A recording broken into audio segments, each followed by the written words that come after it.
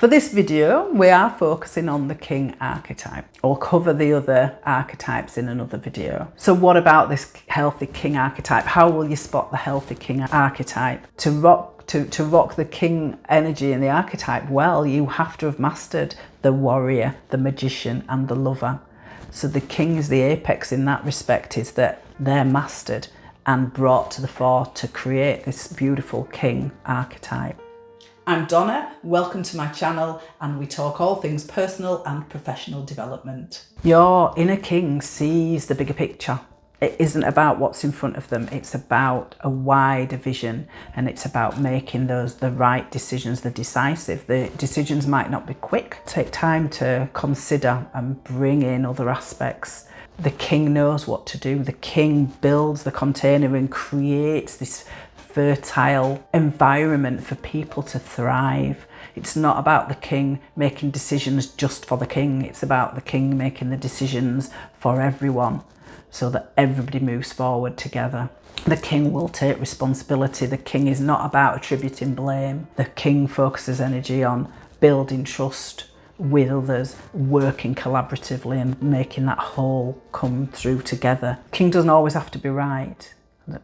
And that's okay. The King's open to be wrong and will and can work through that. They're not defeated by that. So it really is about being in the best interest of others and putting the King's ego aside. A healthy, masculine King energy isn't about ego. It's quite the other way.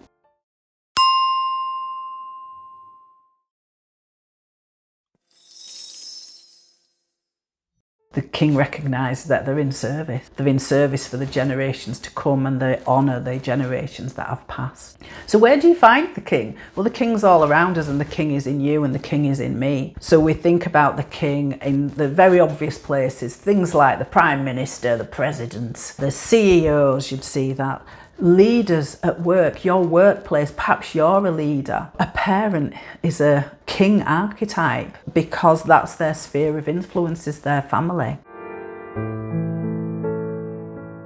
What about the Shadow King? Well, we've got the Tyrant, and that's when there's too much King energy. So we've got leaders who are driven to defend themselves, and they'll do that at whatever means possible. They'll belittle, they will be cruel, they will torture, they crush people in essence. And that kind of sounds kind of battly, but it's not. It's in our workplace. It's the way that we are working with people.